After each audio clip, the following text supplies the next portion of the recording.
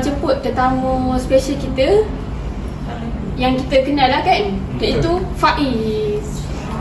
Hai guys. Terima kasih sampai jumpa. Take care.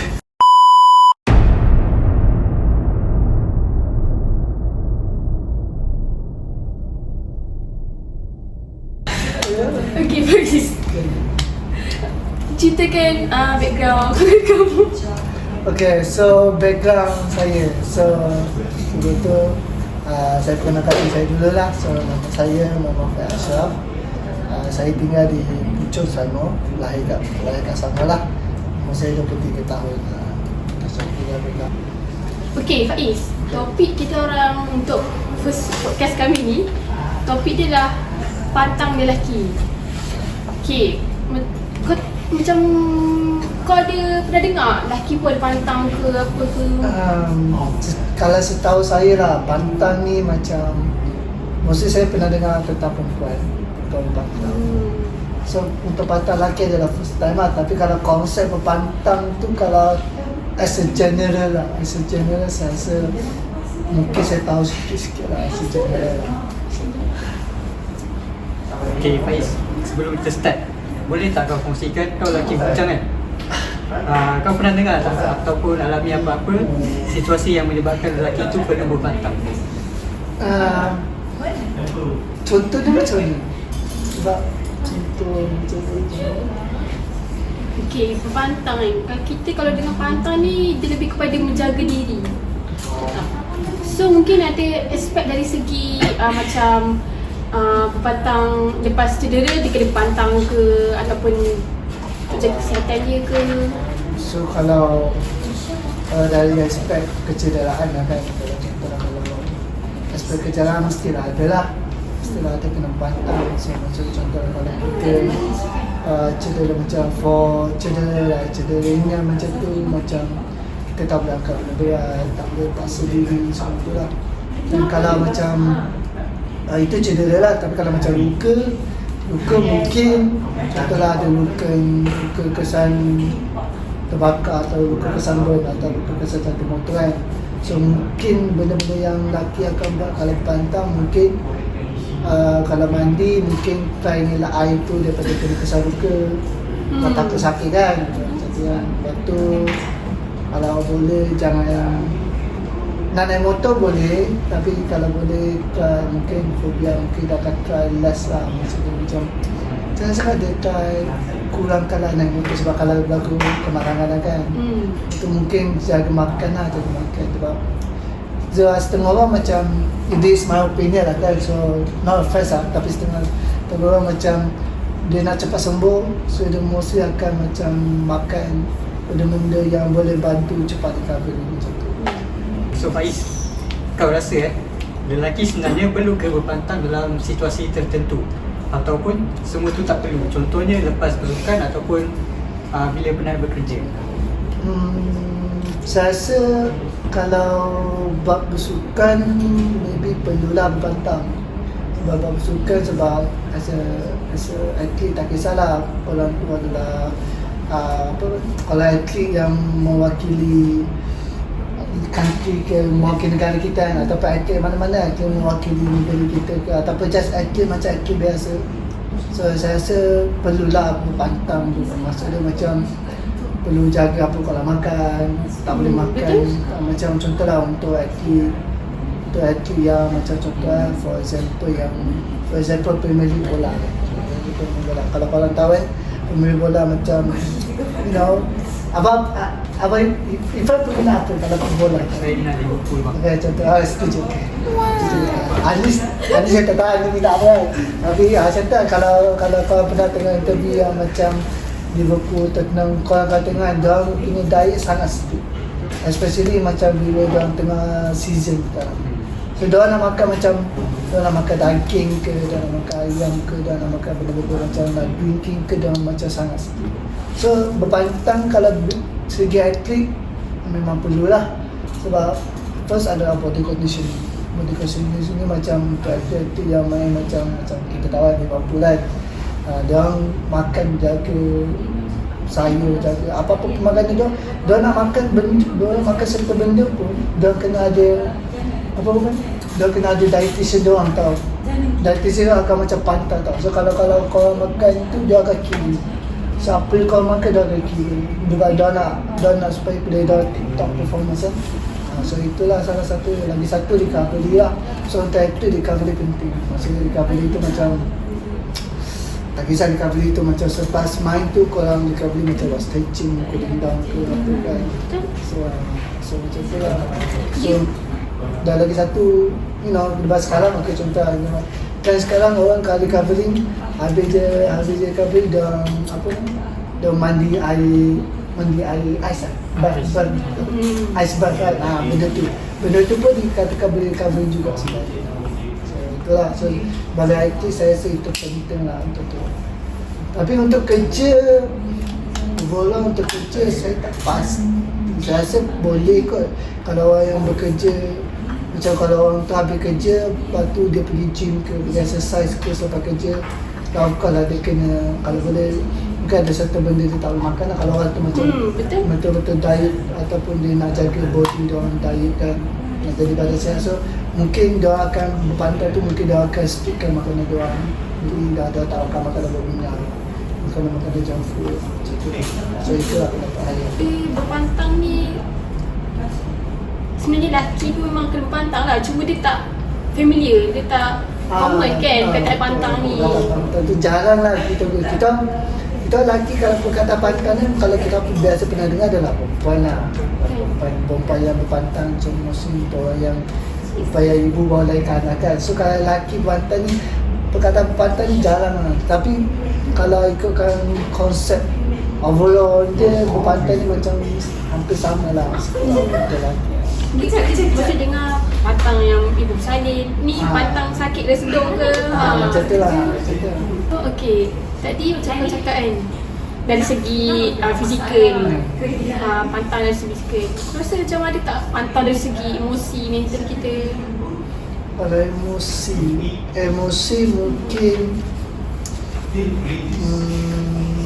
Sebab lelaki ni dia jenis suka work hard ke apa tau. Dia macam kalau dia tak boleh relax lama-lama, dia rasa macam dia ada je kerja nak buat.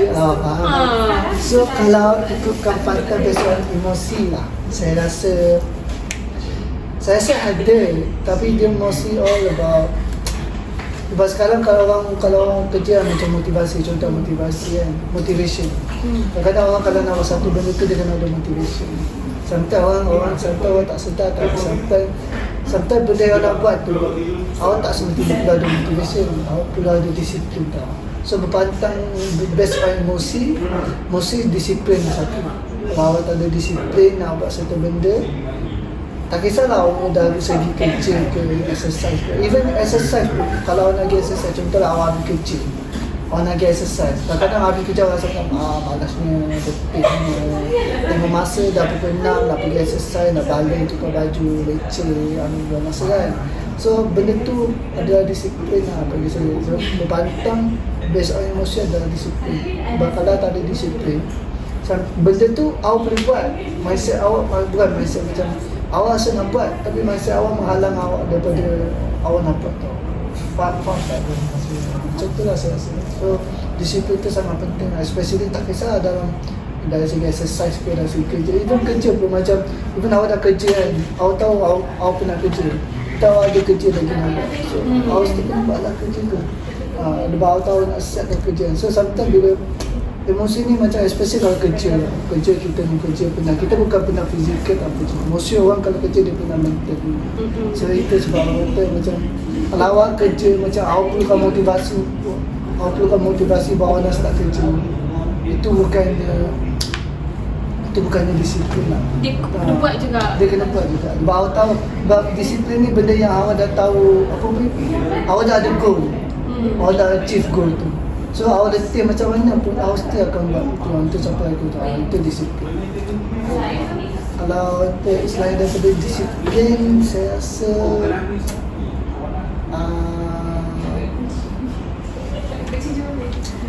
Saya rasa tak ada kot disiplin tu lah. Kalau besar industri lah. Sebab apa kita buat pun kena disiplin. Dia boleh je nak rehat ke apa kan. Boleh je, tak masalah. Rehat tu paling penting sebenarnya. Sebab kalau tak cukup dah, contohlah awak kerja 8 jam, 9 jam.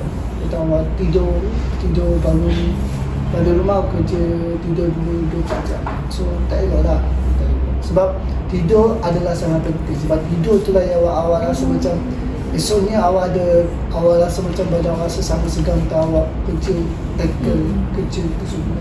Apa-apalah kerja harian korang, kisah korang kerja ke exercise ke, tidur tu sangat penting. So I think lagi satu pepatah dan time management lah. Time management. Sebab kalau korang tak pandai bahagikan masa, agak susah lah. Sebab setiap orang ada time management berbeza. Ada orang kerja daripada 9 sampai 5, ada orang kerja daripada 9 sampai 6, ada orang kerja daripada 9 sampai malam, ada 9 pagi sampai malam kan. Atau macam ada setengah orang kerja 5 hari seminggu, ada setengah orang kerja 6 hari seminggu, ada setengah orang kerja weekend tu dia tak ada cuti. So time management tu penting sebenarnya. Time management so awak kena pandai lah handle time management semua tu. Ais, kau pernah tak dengar daripada kawan-kawan bujang kau tentang amalan yang sama macam ni? Saya pernah dengar. Saya pernah mostly kawan-kawan saya yang pernah dengar orang yang betul-betul dah berada pada level yang diorang nak. Jadi dari kehidupan tu dah capai kehidupan yang diorang nak capai. So mostly saya pernah dengar benda-benda macam tu. Dan that's the living proof lah. Awal-awal tu masa saya tengok diorang buat tu, diorang struggle tau. Benda-benda buat sebab diorang bila awal-awal diorang buat tu sangat struggle. Diorang nak time management diorang nak buat apa diorang suka pun diorang tak ada masa tau. Sometimes bila kawan diorang pergi have fun, pergi shopping, pergi keluar tengok wayang, dia pula buat masa dia untuk buat kerja tersebut. So dia orang enjoy, dia seorang dia tengah buat kerja. Macam tu lah. So tapi berbalik lah. Sebab dia tahu goal dia apa. Dia persist buat benda tu selama 3-4 tahun ke. Lepas tu dia berjaya. Dia sangat berjaya. So saya rasa that's the living proof lah, yang saya rasa macam time management, disiplin tu sangat penting lah. Sebab aku pun ada kawan lelaki tau. Dia kerja siang, dia kerja sampai petang lah. Sampai pukul 6 tu. Lepas tu malam dia sambung kerja lagi part time macam tu lah. Lepas tu tengah malam dia workout. So macam tu lah kan. So far alhamdulillah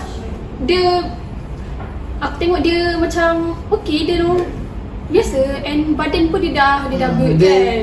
Sebab awal macam tu, sebab diorang dah tahu diorang nak kan. So diorang tahu kesihatan diorang penting. So orang yang berjaya macam tu, awal jarang takkan nampak orang macam tu takkan berjaya. Saya kata sebab diorang sangat terapkan dekat diri diorang. Maksud dia macam diorang sangat fikirkan apa yang diorang nak.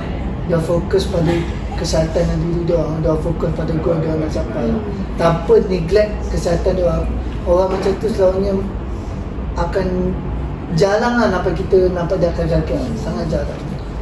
Mungkin kita takkan nampak 24 hours lah. Sebab kita kan tak ada bersama mereka 24 jam kan. So mungkin kita tak nampak dia struggle ataupun dia fail kat satu benda tu. Tapi orang macam tu selalunya takkan give up lah. Orang macam tu bila dia fail, ada benda buruk berlaku, dia akan bangun semula dan dia akan tu. So saya rasa macam orang macam tu yang patut jadi example lah untuk semua orang lah. Aku pun terinspired dengan dia kan. Dia kerja keras pun dia boleh manage time semua. Betul.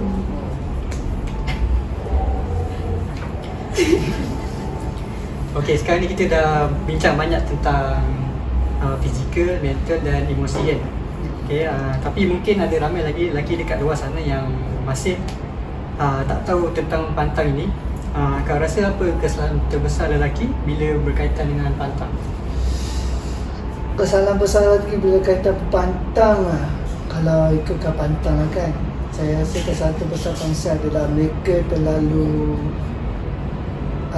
mereka tak ambil serius pasal berpantang. Maksudnya mereka tak ambil serius pasal recovery. Contoh orang aktif kan, mereka tak ambil serius pasal recovery, mereka tak ambil serius pasal kesihatan dia orang, especially kesihatan. But nowadays apa saya nampak, this is my opinion lah. So tak kisah kalau nak kencang tapi jangan kencang sangat. Tapi nowadays saya tengok ramai orang macam terlalu obses kerja sampai mereka neglect dia punya kesihatan. So macam kerja is important. Kerja bagi saya kerja sangat penting. Bawa fokus kerja, fokus your own career, your own family, semua tu. Tapi kesihatan diri sangat penting sebenarnya. Sebab bagi saya duit boleh cari. Kat dunia ni ada banyak kerja yang kita boleh cari. Duit kalau awak hilang semua benda, awak still boleh cari duit. Tapi kesihatan, kalau awak hilang kesihatan awak, contoh hilang tu macam awak dilahirkan dengan badan sempurna, tiba-tiba awak neglect diri awak tak jaga makan, tak jaga minum, selalu makan junk food, selalu makan makanan berminyak, awak jadi obes. Bila awak jadi obes ke ataupun awak mudah jatuh sakit, faham? Bukan maksud orang obes mudah jatuh sakit, tapi macam bila awak obesity, awak rasa insecure dengan diri awak, faham? Macam ada orang tak kisah pasal penampilan dia orang, tapi ada setengah orang kisah, faham? So itu satu penampilan diri. Bagi satu, dia orang neglect satu dia orang neglect tu macam makanan berminyak, bahkan kolesterol tinggi. So bila dia orang macam dapat sangat sakit jantung, apa dia dapat tahu dia ada kolesterol tinggi, darah tinggi, tiba-tiba dia orang ada kanser. So benda tu yang dia orang bila benda-benda macam tu dah jadi, dia orang neglect kesihatan dia orang. So dia orang nak buat benda yang dia orang biasa buat tu jadi sangat lain. So macam dia orang nak buat kerja, maksud dia macam dia orang nak buat benda yang dia orang nak buat masa dia orang sihat tu pun dah jadi lain. So itu maksud saya adalah bila kau dah jatuh sakit, macam now saya still ada kawan yang dia ada kanser. Saya ada kawan yang ada kanser lah. Tapi sekarang alhamdulillah dia dah recovery 100%. Tapi based on dia punya cerita, based on dia punya journey yang dia bagi tahu saya, bila dia first time kena cancer tu, dia rasa sangat susah daripada chemo kan dia banyak membunuh sel-sel kulit dalam badan, tak kisah dia nak bunuh sel kulit yang mati ke, sel kulit yang baik ke, so semua tu. So lama-lama dia buat chemoterapi tu, badan dia rasa lemah. So benda yang dia minat, dia suka jogging kan, benda yang dia minat untuk buat tu, dia tak dapat buat macam dia biasa buat. So dia punya journey untuk fasa recovery, dia punya journey nak exercise balik, nak build badan dia semula tu, nak build dia punya body, build kesihatan fit dia semula tu sangat susah. Macam struggle dia kena hadap tu lagi tinggi tau. Struggle dengan body dia, struggle dengan recovery dia, struggle dengan treatment dia, sangat susah berbanding dengan struggle dia first masa dia nak start dapat fit journey dia semula tu. So bagi saya macam kesihatan tu sangat penting, especially untuk tak kisahlah untuk atlet ke, untuk orang biasa macam kita ke. So kesihatan tu sangat penting. Sebab bila kesihatan korang terjejas, korang nak buat benda korang berminat pun sangat tinggi. Untuk lagi satu, bagi saya macam as a atlet, saya rasa recovery tu penting lah. Walaupun awak nak berapa awak train to become the best of the best lah, become the best in the world semua tu, tapi kalau awak neglect apa punya masa recovery, sebab kita manusia, kita bukan robot, kita bukannya 24 hours buat benda tu. So badan kita ni perlu recovery jugalah. Maksud recovery tu penting sebab satu, dia nak membina balik sel tisu yang kita hilang. Satu lagi, dia nak bantu kita, badan kita adapt. Maksudnya saya tak tahu spesifik betul tapi ini based on my kefahaman lah kan. So bagi saya recovery ni penting sebab every time dapat tidur yang cukup, makan yang betul, awak recovery dengan betul kan, badan awak membina sel tisu yang rosak tau. So apa-apa macam awak, macam contohlah awak ada macam cedera ACL, cedera ligament kan, benda tu kan menyebabkan kan, benda tu kan libatkan surgery kan, potong untuk setengah kaki kan. So selepas surgery tu, time tu lah awak kena recovery betul-betul. Awak mungkin bila dah kena, awak mungkin takkan rasa macam diri awak yang tu, tapi awak still boleh compete at the highest level. Tapi recovery tu sangat penting lah. Contoh for example lah, yang terbaik lah saya boleh bagi Cristiano Ronaldo. Awak tengok dia, orang dia minta air kos, dia minta air je. Air bergas, air berkarbonat tu semua dia letak ke tepi. Thinking water biasa ni. Oh, kopi tak? Air kos biasa. Air kos biasa. So saya rasa macam recovery tu sangat penting. Macam contoh Cristiano Ronaldo kan, tengok dia punya working hard dia. Exercise, pergi gym, makan betul, makan proper. Habis je exercise, habis je training, dia buat recovery dia. So that's the best example lah saya rasa. Sebagai atlet lah, so recovery sangat. Sebab orang sekarang ni kan, ramai orang pandai remeh tau dengan benda-benda recovery ni lah. Even kan, macam pantang kan, kanser kan, bawa kanser. Sekarang ni kita dah era yang ni kan, dekat media sosial dah beritahu macam mana kanser ni, punca-punca kanser semua. So kalau boleh kita elakkan, kita jangan macam terlalu busy sangat diri kita ni sampai kita tak ambil action untuk self kita kan. Tapi saya setuju tak, sebab sekarang ni macam social media, macam benda kita semua information dah ada kat jari. Kita pegang alat phone, phone kat sini, awak buka Google ke, awak buka apa-apa ke, awak tengok internet, awak boleh tengok macam apa simptom-simptom. Ataupun macam sekarang ni yang apa kes berlaku sekarang, yang kes kes berlaku yang adalah satu kes yang sekarang menyebabkan betul lah, kanser lah. Kanser, awak dah tahu simptom dia. Awak rasa, awak dekat social media dah beritahu apa simptom-simptom. Mungkin untuk perempuan ada, kita ada pelbagai kanser kan. Kita ada brain cancer, breast cancer, lung cancer, apa-apa cancer kan. So saya rasa macam benda dah ada kat depan mata. Benda dah ada info yang kita boleh tahu apa kan. Kita boleh tahu apa simptom dia. Tapi ramai orang neglect benda tu tak. Ramai orang fikir macam ni sakit biasa, nanti sembuh. Tapi bila benda tu dah berlanjut tak lama, lepas tu still tak sembuh-sembuh. So bila jumpa doktor, tahu-tahu dia dah masuk tahap 3, tahap 4. So kalau boleh jangan neglect lah benda tu. Macam kalau nak search ke apa kan, macam kat TikTok kan, macam aku di TikTok tu macam keluar tau, macam punca-punca ada punya apa tu, makanan yang boleh buatkan kanser. So ada orang dia boleh terima, ada orang yang macam alah sekali-sekala je, not like that, just terima and itulah. Betul, tapi bukan apa, sebab makan kita boleh je dapat apa je, tak masalah. Kita boleh je macam, kita boleh je kalau nak makan, macam contoh nak makan benda-benda macam nasi lemak ataupun benda-benda yang ada, orang fikir tak berhasiat, tapi boleh je hutan-hutan. Tapi kalau macam awak jenis yang macam strict on diet kan, awak strict diet, awak sangat strict, so boleh lah ada satu hari tu untuk cheat day lah. Contoh macam dia dalam masa 1 minggu tu kita tetapkan satu hari tu cheat day. So masa dia macam 6 hari tu kita makan proper, makan proper diet kita, kita stick dengan diet kita. Satu hari tu kita boleh makan macam, kita boleh makan makanan yang yang ada banyak carbs, banyak tu sweet semua. So boleh lah ada cheat day lah satu hari. So itu kalau saya lah, kalau saya mungkin atas satu hari tu saya akan ada cheat day. So makanan pun penting lah bagi